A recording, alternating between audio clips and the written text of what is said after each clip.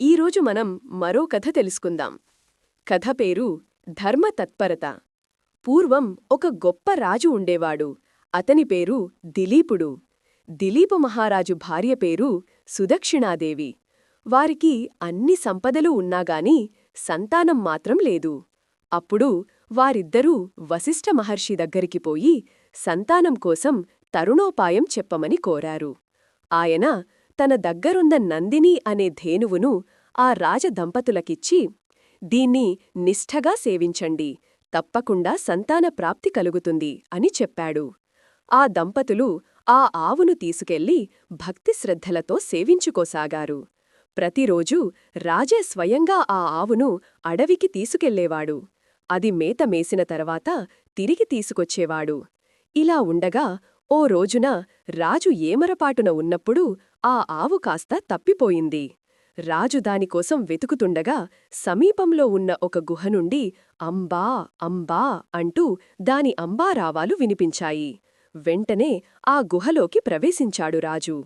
అక్కడ ఆ ఆవును ఒక సింహం చంపి తినడానికి సిద్ధంగా ఉన్నట్లు కనిపించింది. దిలీపుడు వెంటనే బాణం సంధించబోయాడు. చిత్రం, ఆయన చెయ్యి ఎటో కదలకుండా స్తంభించిపోయినట్లయింది.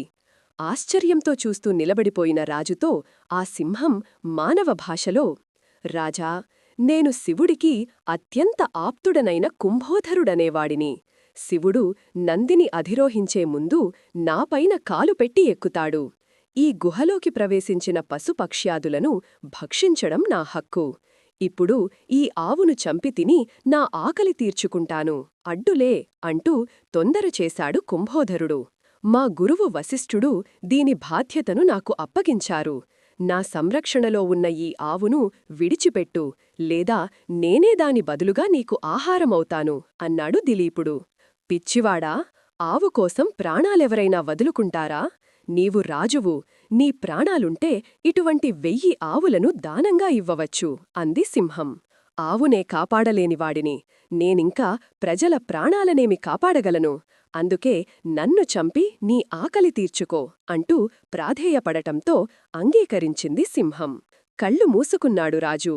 అయితే సింహం తనమీద పడకపోగా పైనుంచి పూలవర్షం కురవడంతోపాటు కుమారా, లే అన్న పలుకులు వినపడటంతో ఆశ్చర్యంగా కళ్ళు తెరిచాడు రాజు.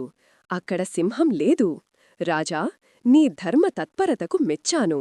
నా పాలు పిండి నీవు నీ భార్య ఇద్దరూ తాగండి, సత్సంతానం ప్రాప్తిస్తుంది అని చెప్పింది.